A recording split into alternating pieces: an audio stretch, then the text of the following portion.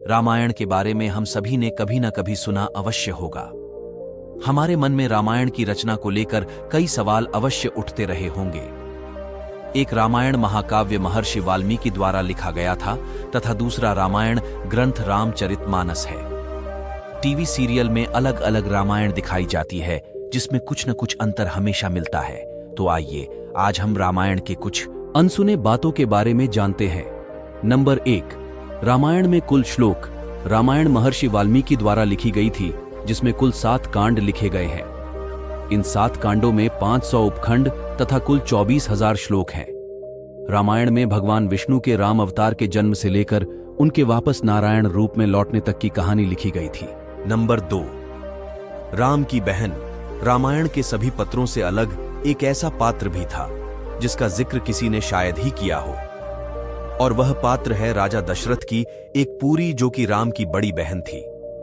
उनका नाम शांता था और उनको राम की माता कौशल्या ने ही जन्म दिया था।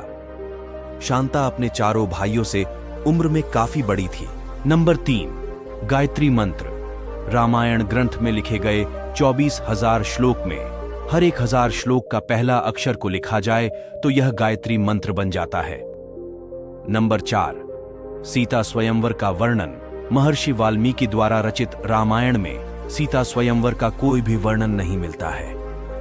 महर्षि वाल्मीकि द्वारा रचित रामायण के अनुसार भगवान श्री राम जब लक्ष्मण ऋषि विश्वामित्र के साथ मिथिला पहुंचे तब विश्वामित्र ने ही राजा जनक से श्री राम को वह शिव धनुष दिखाने के लिए कहा और प्रत्यंचा चढ़ाते समय वह टूट गया।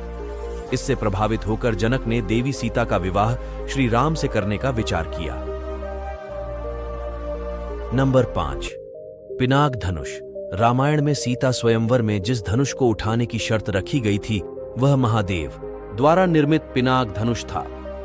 पिनाक धनुष का निर्माण भगवान शिव ने स्वयं किया था। भगवान शिव ने इसी पिनाक धनुष से ताड़कासुर नामक असुर के 3 पुत्रों को उनके पुरों सहित एक ही बाण से नष्ट कर दिया था। भगवान शिव ने इस धनुष को देवताओं का काल समाप्त होने पर देवरात को सौंप दिया था। देवराज राजा जनक के पूर्वज थे। नंबर 6, हनुमान जी के गुरु। यह माना जाता है कि शबरी जिसने श्री राम को अपने झूठे बेर खिलाए थे, उनके गुरु मतंग मुनि जी हनुमान जी के भी गुरु थे। आर्षि मतंग जी ने शबरी को पहले ही बता दिया था कि एक दिन श्री राम अपनी पत्नी को ढूंढते हुए उनके आश्रम में आएंगे और आगे क्या होगा यह भी उन्होंने शबरी को पहले ही बता दिया था। नंबर 7, रामायण में सभी अवतार। रामायण में विष्णु श्री राम का अवतार लेकर आए थे तथा देवी लक्ष्मी सीता बनकर आई थी। वही उनके इस अवतार का साथ देने के लिए शेषनाग लक्ष्मण जी का अवतार लेकर आए थे। भगवान विष्णु का सुदर्शन चक्र भरत का अवतार लेकर आया था तथा शंखशैल शत्रुघ्न अवतार थे।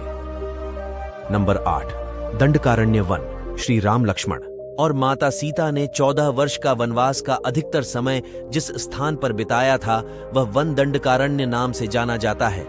यह वन बहुत बड़ा है जो कि 35,600 वर्ग मील में फैला हुआ है।